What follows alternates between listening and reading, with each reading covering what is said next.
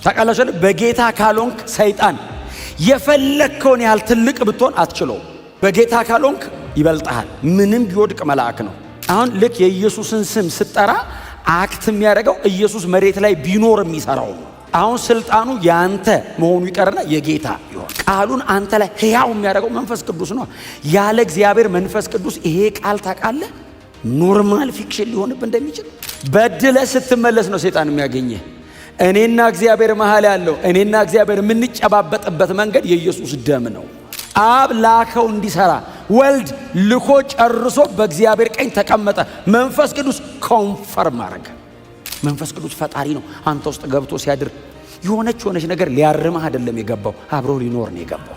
አብሮ የሚኖረው እግዚአብሔር ነው። እግዚአብሔር ነው። የሆነ ነገር አታርግ ሊልህ አይደለም፣ ሊለውጥህ ነው።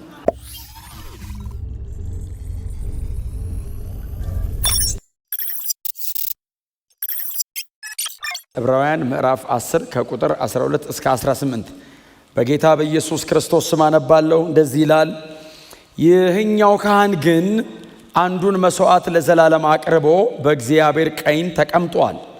ከዚያን ጊዜ ጀምሮ ጠላቶቹ የእግሩ መረገጫ እስኪሆኑ ድረስ ይጠብቃል። ምክንያቱም በአንዱ መስዋዕት እነዚያን የሚቀደሱትን ለዘላለም ፍጹማን አድርጓቸዋል። መንፈስ ቅዱስም ስለዚህ ነገር ይመሰክርልናል። በመጀመሪያ እንዲህ ይላል፣ ከዚያም በኋላ ከእነርሱ ጋር የምገባው ኪዳን ይህ ነው ይላል ጌታ፣ ሕጌን በልባቸው አኖራለሁ፣ በአእምሮአቸውም እጽፈዋለሁ። ደግሞም ኃጢአታቸውንና ዓመፃቸውን ከእንግዲህ አላስብም ይላል። እነዚህ ይቅር ከተባሉ በኋላ ከእንግዲህ ስለ ኃጢአት የሚቀርብ መስዋዕት አይኖርም። ጌታ የተመሰገነ ይሁን። አሁን እኛ በጣም ትግል ስለምንወድ እንጂ ጌታችን ኢየሱስ ክርስቶስ ተፈጸመ ሲል ወደ እግዚአብሔርና ወደ እኔ ብቻ አይደለም፣ ወደ የትኛውም አቅጣጫ ነው ተፈጸመ ያለው። ከዚህ በኋላ ሰይጣን ከላይ እኛ ከታች አይደለንም፣ ተቀያይረናል። ቦታ አልቋል። ኢየሱስ መስቀል ላይ ሲሞት ሰይጣንን ድል አድርጎታል። ጁዲሺያሊ ኢትስ ኦልሬዲ ዲፊትድ። ሂስቶሪካሊ ነው በዳግም ምጽአቱ የሚያረጋግጠው። ኦልሬዲ መስቀል ላይ ማዕረጋቸው ተቆርጧል፣ ወድቀዋል። ይሄ መጽሐፍ ቅዱስ እውነት ነው። ቆላስያስ ምዕራፍ 2 ቁጥር 14 እና 15 ይሄ መጽሐፍ ቅዱስ እውነት ነው። ኢየሱስ መስቀል ላይ ሲሞት ጁዲሺያሊ እግዚአብሔር አብ ኦልሬዲ አውጆታል። ጌታችን ኢየሱስ ክርስቶስ የአለቆችና የባለስልጣናትን ማዕረግ ገፈፈው ይላል። ተፈጸመ ሲል ጨረሰ። ከዚህ በኋላ ከሰይጣን ጋር እግዚአብሔር የሚያወራበት ጉዳይ የለውም። ጨረሰ ልጁ።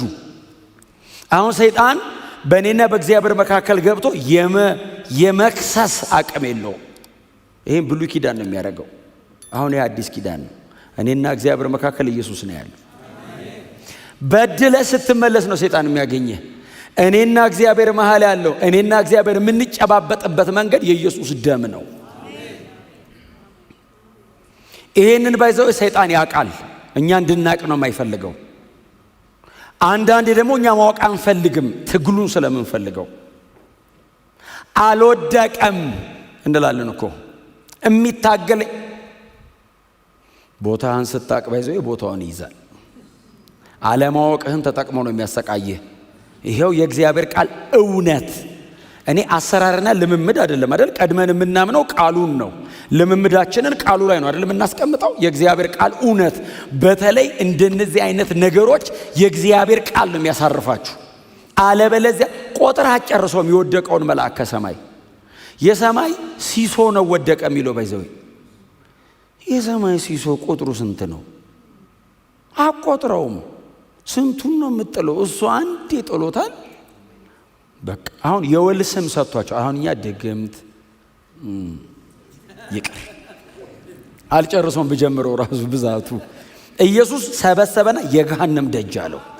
በየትኛውም ዘመን የሚመጣ ማለት የገሃነም ደጅ የጋራ ስማቸው ነው። ስፒሪት ነው፣ ኮንቴክስት ይዞ ስለሚሰራ ማለት ነው። አሁን እኛ ሀገር ባለው አውድ ስለሚሰራ ጌታችን ኢየሱስ ክርስቶስ ለኢትዮጵያውያን ብሎ ያስተረፈው ያልወደቀ ሰይጣን የለም። መስቀል ላይ ተፈጸመ ሲል የሰይጣን ማዕረግ ተቆርጧል። የመስቀል ስራው ቀላል እንዳይመስላችሁ። ጨርሶ ተቀምጧል ማለት ሁሉም ነገር አልቋል። ምንም የቀረ ነገር የለም። የኛስ ኃላፊነት ጥሌ ከቁጥር 19 በኋላ አለ የሚቀጥሉት ሳምንታትን ማነሳው ማለት ነው። ምዕራፍ 10ን መጨረሻው በእኛ ኃላፊነት ነው። በጣም ሲሪየስ ነው የኛ ኃላፊነት። የኪዳኑን ደም ማክበር፣ ቅዱሱን መንፈስ አለማክፋፋት የኛ ኃላፊነት በጣም ብዙ ነው። የሚያያዘው ግን ከእግዚአብሔር ጋር ባለኝ ጉዳይ በክርስቶስ ኢየሱስ በኩል ነው። ታውቃላችሁ፣ በጌታ ካልሆንክ ሰይጣን የፈለከውን ያህል ትልቅ ብትሆን አትችለው። በጌታ ካልሆንክ ይበልጣል። ምንም ቢወድቅ መልአክ ነው። በጌታ በሆንክበት ቅጽበት የምትገናኙ በክርስቶስ በኩል። አንተ በኢየሱስ ክርስቶስ ስም ስትል በኢየሱስ ክርስቶስ ስልጣን ማለት ነው። ባይዘው እኔ በኢየሱስ ክርስቶስ ስም ስጸልይ ጫማ ቀይራለሁ፣ ኢየሱስ ጫማ ውስጥ እገባለሁ። አሁን ልክ የኢየሱስን ስም ስጠራ አክት የሚያደርገው ኢየሱስ መሬት ላይ ቢኖር የሚሰራው ነው። አሁን ስልጣኑ ያንተ መሆኑ ይቀርና የጌታ ይሆናል። ስፒሪቹዋሊ ፖዚሽንድ ያደርጋል ማለት ነው። ክብር ለኢየሱስ ይሁን እና ይሄኛው ካህን እንኳን ኢየሱስ ካህናችን ሆነ፣ እንኳን ለሌሎች ካህናት አሳልፎ አልሰጠን። ለደካሞቹ ለማይችሉት ከሞት በታች ላሉት እንኳን አሳልፎ አልሰጠን። እንኳን እሱ ካህናችን ሆነ። ሞትን ይዞ ገደለው። ሌሎቹ በሙሉ ሞትን የገደላቸው፣ ኢየሱስ ሞትን ገደለው። በሞት ላይ ስልጣን የነበረውን ጣለው። ሞትን መቀመጫውንም ተቀማጩንም ነው የገለበጣቸው። ዕብራውያን ምዕራፍ 2 እኮ አይተናል ስንማር። ሲሞት በሞት ላይ ስልጣን የነበረውን ሻረው። ሰገሎ አሸንፋለሁ ብሎ ተጣጥሮ ገደለው። ሰይጣን አለማወቁ ነው። ሰይጣን እስካሁን ነው የሚያውቀው። ከዚህ በኋላ ያለው ነው የሚያውቀው እግዚአብሔር ብቻ ነው። እና ስለማያውቅ ልግደለውና ልገላገላለ በየምኩራቡ እየገባ ያስወጣናል ብሎ ፈርቶ እኮ ነው። አላወቀም። መስቀል ላይ ሲሞት በየምኩራቡ አይደለም ዩኒቨርሳሊ እንደሚጠለው አላወቀ። ከሲስተሙ ላይ ነው የፈጠፈጠ። እንደውም በየምኩራቡ ሰርቭ ሲያደርግ እዚህ ምኩራብ ካለ እዚህ ምኩራብ ያሉትን ነው የሚያስወጣው። የሆነ ምኩራብ ሲሄድ መስቀል ላይ ሲሞት ዓለም ላይ ነው የጣለው። የዘላለም መስዋዕት ቀርቧል። ጨርሶ በእግዚአብሔር ቀኝ ተቀምጧል። ቁጥር 13 ላይ ይቀጥላል። ከዚያን ጊዜ ጀምሮ ጠላቶቹን የእግሩ መረገጫ እስኪሆኑ ድረስ ይጠብቃል። ኦሬዲ ድል አድርጓል አለን። በመስቀል ላይ ጨርሶ አሸንፎ በእግዚአብሔር ቀኝ ተቀምጧል። ቅድም ያልኳቸው ነው። መስቀል ላይ ኢየሱስ በሞተበት ቅጽበት ድል አረገ፣ አለቀ ተባለ። ኢየሱስ በእግዚአብሔር ቀኝ ተቀመጠ። ከዚያ በኋላ ብሎ ቀጠለ፣ ጠላቶቹ የእግሩ መረገጫ እስኪሆኑለት ድረስ ይጠብቃል። እናንተ ለማንበብ እንዲመቻችሁ ራእይ ምዕራፍ 19 ላይ ሄዳችሁ አንብቡት። ዳግም ሲመለስ በክብር ሲመጣ ፈጽሞ አውሬውንና መንግስቱን እንዴት አድርጎ ድል እንደሚያደርጋቸውና ለዘላለም እንደሚያስረው። ይሄንንም ቃል የዚህ ደብዳቤ ጸሐፊ በጣም መዝሙረ ዳዊት አለ አይደል? ዕብራውያን ላይ በጣም መዝሙር 110 ቁጥር 1 ትዝ ይላችኋል። መዝሙር 110 ቁጥር 1 ጌታም ጌታዬን ጠላቶችን የእግር መረገጫ እስካደርግል ድረስ በቀኝ ተቀመጥ አለው። ጌታ አብ ነው፣ ጌታዬ ወልድ ነው፣ ጌታም ጌታዬን። ይሄ በአብና በወልድ መካከል ያለ ነገር ነው። ጌታም ጌታዬን ጠላቶችህን የእግር መረገጫ እስከማደርግል ድረስ በቀኝ ተቀመጥ። ምን ማለት ነው? የመስቀሉን ስራ ሙሉ በሙሉ ጨርሰ ና ቀኝ ተቀመጥ አለና ጠላቶችን ፈጽሜ የእግር መረገጫ አረግልሃለሁ። ዳዊት እየዘመረ ነው የሚተነብየው። እዩት እንግዲህ ዝማሬ ውስጥ ነው የሚተነብየው። ኢየሱስ የመስቀል ስራውን ጨርሶ በእግዚአብሔር ቀኝ ይቀመጣል። የሪዴምሽን የቤዛነቱን ስራ ይጨርሳል መስቀል ላይ። ልክ ኢየሱስ መስቀል ላይ ሲሞት እኛ ከአብ ጋር እንታረቃለን። ሰይጣን ማረጉ ተቆርጦ ይወድቃል። ይህንን አብ ጨርሳል፣ ና ተቀመጥ አለው። አሁን ኢየሱስ ተቀመጠ አይደለም አይደል? አብ አስቀመጠው ነው። መስቀል ላይ መሞት የኢየሱስ ስራ ነው። ኢየሱስን አስነስቶ ማክበር የአብ ስራ ነው። ምክንያቱም የአዲስ ኪዳን ትምህርት ኢየሱስ ተነሳ አይደለም፣ እግዚአብሔር ኢየሱስን ከሞት አስነሳው ነው። ትምህርቱ እሱ ነው አይደል እንዴ? ሌላ ወንጌል የለም አይደል? እያወራ ያለሁት እኮ መጽሐፍ አዲስ ኪዳን አይደል? ሮሜ ምዕራፍ 8 ኢየሱስ ክርስቶስን ከሞት ያስነሳው የእርሱ መንፈስ በእናንተ በሚኖረው በመንፈሱ ለሚሞተው ሰውነታችሁ ሕይወትን ይሰጠዋል። ኢየሱስ ክርስቶስን ከሞት ያስነሳ አስነሺ አለ። አብ ነው ኢየሱስን ያስነሳው። ሲያስነሳው ደግሞ የትንሣኤ ኃይል ተጠቅሞ ነው ያስነሳው። የኢየሱስ ድርሻ ስለ እኔ ኃጢአት መሞት ነው። የአብ ድርሻ ስለ ኃጢአቴ መስዋዕት ሆኖ ያረካውን ልጁን ከሞት ማስነሳት። መቃብር ብቻ አይደለም ባዶ ያደረገው፣ ሲኦልን የቀደደው። ሰው ከሲኦል ወደ ሰማይ ዘጸአት ነው ያደረግነው።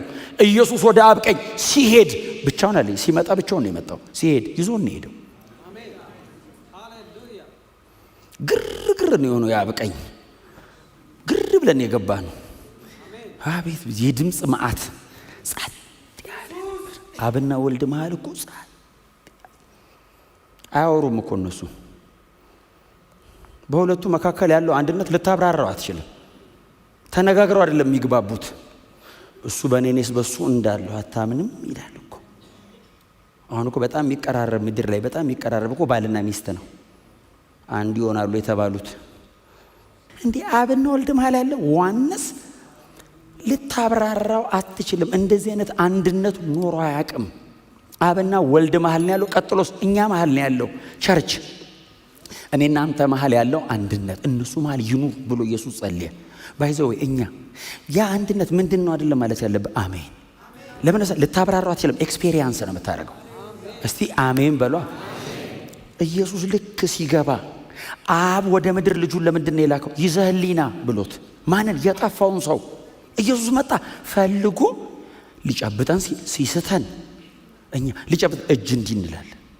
አብ በልጁ በኩል ኖ እንጂ ሲል አንሰማም። መስቀል ላይ ሞተ የማያምኑትን አይምሮ አሳወረ ብሎ ሊጥለው እሱንና አይምሮአችንን ገፎ ነፃ ሊያወጣን ኢየሱስ መስቀል ላይ ሞቶ እዚህ ጋር የሸፈነን ገንጥሎ ጣለ። ብርት አለልን። ቸርችው ጥርግ ብለን መጣን። ቸርች የሆነ አዳራሽ እዚህ አትላስ ምናምን እዚህ ወሎ ሰፈር አካባቢ የሆነ አዳራሽ አይደለም የገባ ነው። በአብ ቀኝ ከኢየሱስ ጋር ነው የተቀመጠ። ይሄ ነው ክርስትና። አያችሁ፣ እውነቱ ይሄ ነው። አሜን ነው። ስለዚህ አብ ኢየሱስን ጌታዬን፣ ዳዊት ግን አይገርምም? ኢየሱስን ጌታዬ አለ። ማይ ሎርድ የሚጠቀመው ቃል ኩሪዮስ። ይህንን ቃል ማን ነው መጠቀም ያለበት? የአዲስ ኪዳን አማኞች። ለምን? እኔን ለማዳን ከሰማይ ይወረድክ ማለት ነው ትርጉሙ። ዝም ብሎ ኖርማሊ ጌታ ሎርድ ምናምን ማለት ብቻ አይደለም። ለማዳን ከሰማይ ይወረድ። ዳዊት ጌታዬ ሲለው ኢንካርኔሽንን እያመነ ነው። ባይዘዌ በስጋ ወደ ምድር ሰውን ለማዳን የወረደ ጌታ እያለ ነው። ኢየሱስ ገና እኮ አልመጣም። የሚመጣው ገና ከ1000 ዓመት። ዳዊትና ኢየሱስ ማለት 1000 ዓመት አካባቢ ያለ። ከ1000 ዓመት በኋላ የሚመጣው ነው ኢንካርኔት አድርጎ የሚወርድ ስራ ጨርሶ በእግዚአብሔር ቀኝ የሚቀመጥ ና በቀኝ ተቀመጥ አለው። እኔ እኮ ትምህርቱን እንደው ቀለል አድርገን እንየው ነው እንጂ እኮ እንዴ ዳዊት በዘመረበት ዘመን እኮ አብና ወልድ መሃል እዛ እኮ ሰው እኮ አልሆነም እኮ ኢየሱስ እኮ ዳዊት ሲዘምር እያወራ ለምንድን ነው ና በቀኝ ተቀመጥ አለው? የት ሄዶ ነው እኮ ብለህ እኮ ዳዊትን ብትጠይቀው መሬት ሄዶ ነው እኔ የገባኝ ይሄ ነው የሚል ሲዘምር። ሊያስወግር ይችላል አምላክ ሰው ሆነ ብለህ ብትዘምር። ዳዊት ዘመረው በቀኝ ተቀመጥ አለው። ለምን ሲሉት ጠላቶችን የእግር መረገጫ እስከማደርግልህ። ስለዚህ እንደዚህ ያለ አይደል? ጠላቶቹ የእግሮቹ መረገጫ እስኪሆኑ ይጠብቃል። የት ሆኖ? ቀኙ ላይ ተቀምጦ። ኢየሱስ አሁን እየጠበቀ ነው። በዳግም ምጽአቱ ይረጋገጣል። ሰከንድ ካሚንግ። አሜን ነው። እና መዝሙር 110 ነው ይሄ ሰውዬ ሜንሽን የሚያደርገው። እናንተ ምናልባት ስታነቡ ጥሩ እንዲሆንላችሁ ኤፌሶን ምዕራፍ 1 ቁጥር 22ን አንብቡት ጊዜ ስታገኙ ቁጭ ስትሉ። ቀደም የነገርኳችሁ ነው። በጣም እኔ ደጋግሜ ያነሳዋለሁ የትንሣኤን ኃይል። ስለ ትንሣኤ ሳስብ ሳወራ ኤፌሶን ምዕራፍ 1 በጣም አስደናቂ ክፍል ነው። እቺ ቁጥር 22 በጣም አስደናቂ ናት። ኢየሱስ ክርስቶስን ከሞት ሲያስነሳው የሚለው ክፍል ማለት ነው። ኢየሱስ ክርስቶስን ከሞት ሲያስነሳው ከአለቅነትና ከስልጣን ከገዢነት ሁሉ በላይ ሲያደርገው ከስም ሁሉ በላይ የሆነውን ስም ሲሰጠው በዚህ ዓለም ብቻ ሳይሆን ሊመጣ ባለው ዓለም ሊጠራ ከሚችል ስም ሁሉ በላይ ስም ሲሰጠው ቀጥሎ በቀኙ ሲያስቀምጠው እግዚአብሔር የብርታቱን ጉልበት አሳይቷል ይላል። ኢየሱስ ከሞት ተነስቶ በእግዚአብሔር ቀኝ ተቀምጧል። ለዚህ ማረጋገጫ የብሉይ ኪዳን ጥቅሶች ሁሉ ነው ያሉት። የብሉይ ኪዳን ጥቅሶች ሁሉ አሉ። በጣም ባለጠጋ ነው የዚህ ደብዳቤ ጸሐፊ። እግዚአብሔር ይባርከው። ክብር ለእግዚአብሔር ይሁን። ከዛ ቁጥር 14 ላይ ይቀጥላል።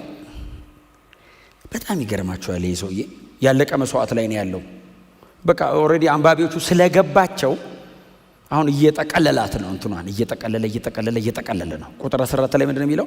ምክንያቱም በአንዱ መስዋዕት እነዚያ የሚቀደሱትን ለዘላለም ፍጹማን አድርጓቸዋል። እነማን ናቸው የሚቀደሱት? እኛ ነን እኮ። ሌላ ሰው እኮ አይደለም እኮ እያወራ ያለው። ስለኔና ስለናንተ ነው የሚያወራው።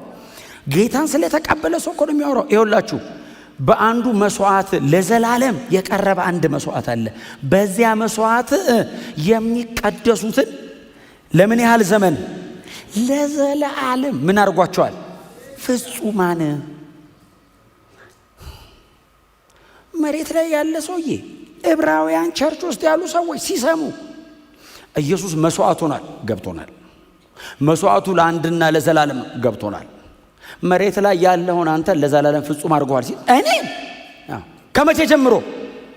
እርሱን ካወክበት ቀን ጀምረህ ለዘላለም በክርስቶስ ኢየሱስ የመስዋዕትነት ሥራ በኩል ፍጹም ሆናችኋል።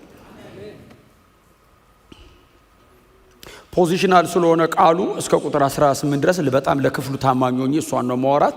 ከቁጥር 19 በኋላ ደግሞ ፈንክሽናል ስለሚሆን እሱን ደግሞ ቀስ ብለን ደግሞ እሱን ደግሞ እናየዋለን ወደፊት። ግን አይ ቲንክ አማኝን የሚያኩራራ ነገር ነው አይደል የሚያወራው። አትኩራሩን በዚህ ካልተመካው እኔ በምን እመካለሁ? እግዚአብሔር ከሰማይ ሲያይ ፍጹም ሲል ፍጹማን እግዚአብሔር ከሰማይ ሲያይ ፍጹም በምን?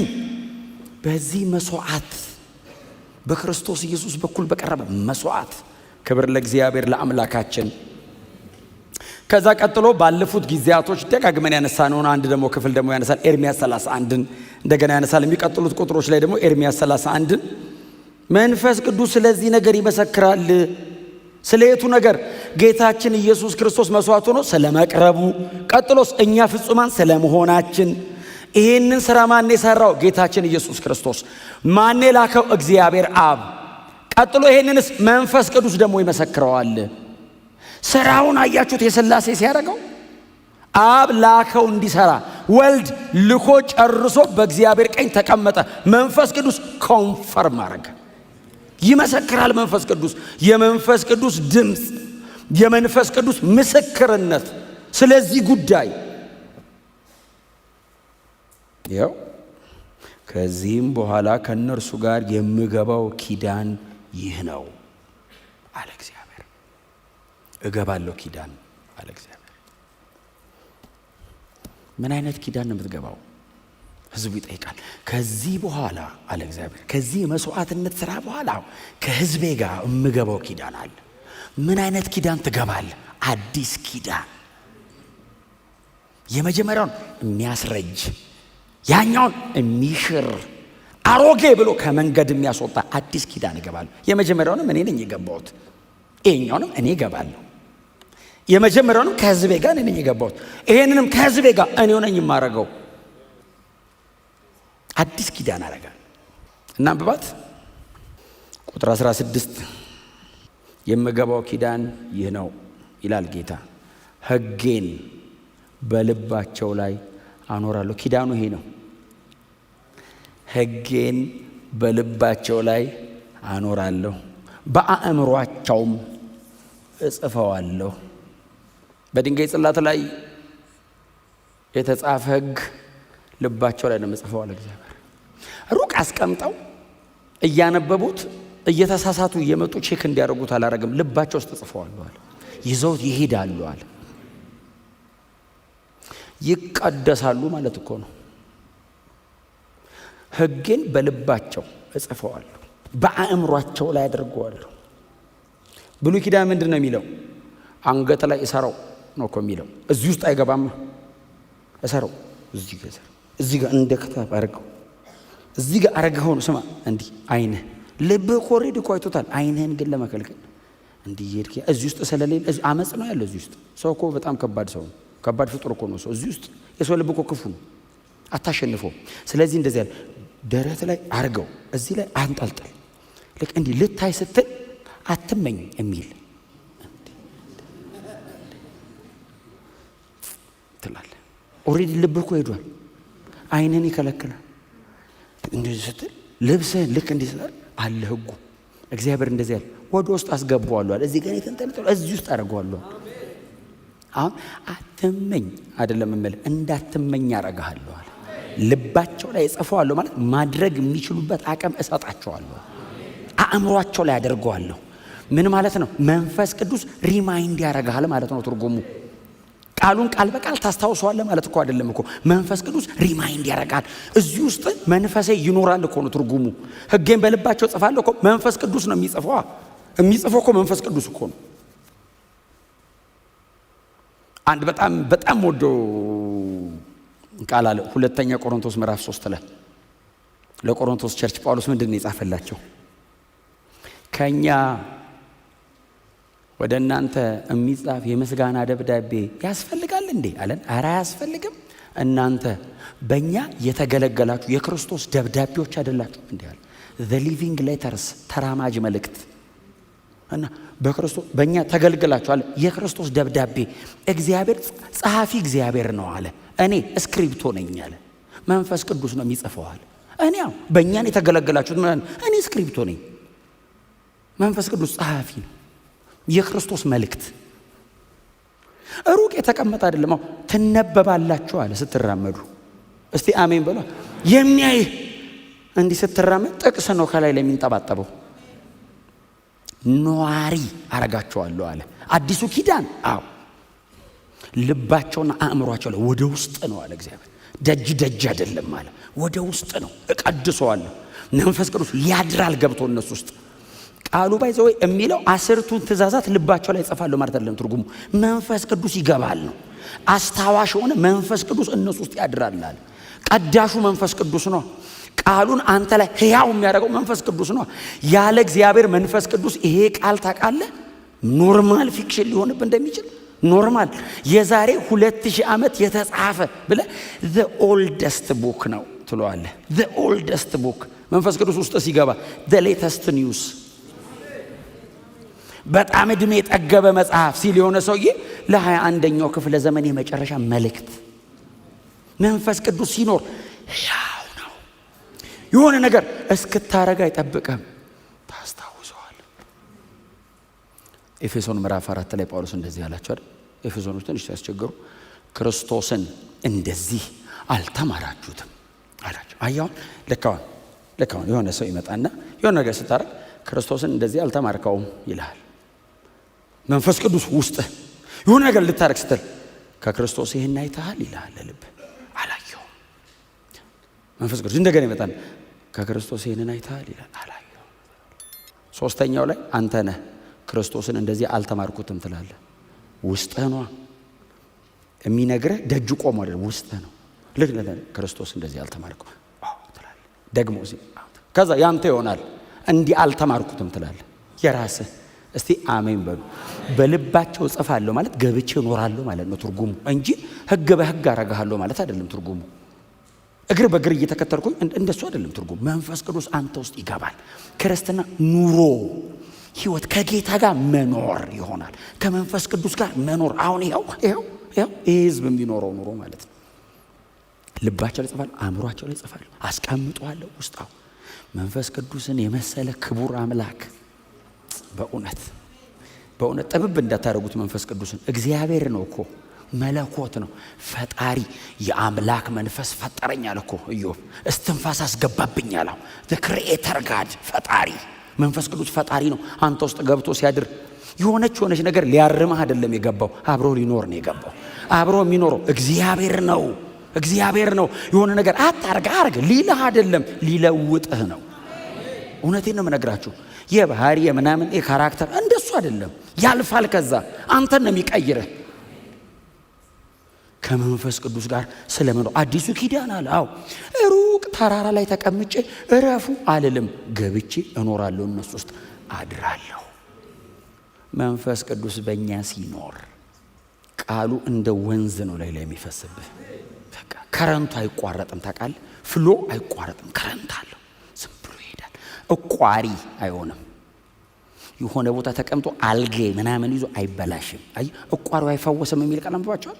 ሕዝቅኤል 47 ላይ ቁጥር 12 ላይ ነው። እቋሪው አይሄድማ።